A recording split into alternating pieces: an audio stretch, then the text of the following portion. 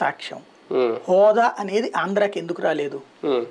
ఆ రోజున ఒక్కసారి రివైండ్ చేసుకుని చూస్తే ప్రతి పార్లమెంట్ సభ్యుడు, తెలుగుదేశం, కాంగ్రెస్, బీజేపీ ప్రతి పార్లమెంటు సభ్యుడు నిర్మోహమాటంగా చెప్పారు ఆంధ్రప్రదేశ్కి హోదా రాదు. ఎందుకు రాదు అనేది రాజ్యసభలో కూర్చుని అరుణ్ జైట్లీ, వెంకయ్యనాయుడు మాట్లాడారు. 2 రోజుల పాటు సభ స్తంభింపజేశారు. ఏమని? ఆంధ్రాకున్న సర్కమ్స్టాన్సెస్, ఆంధ్రాకు అంటే హోదా ఎట్లాంటి వాటికి ఇవ్వాలి?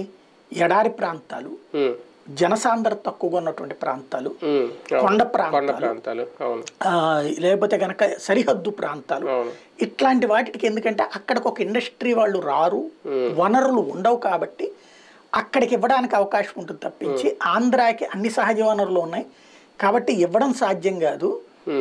రాజ్యాంగ సవరణ చెయ్యండి మీరు, ఎందుకంటే రాజ్యాంగం ప్రకారం మేము కూడా, బీజేపీ కూడా మద్దతు ఇస్తుంది కాబట్టి 2/3 మెజార్టీతో మీరు రాజ్యాంగ సవరణ చేయడం ఈజీ. అది యాడ్ చేయండి.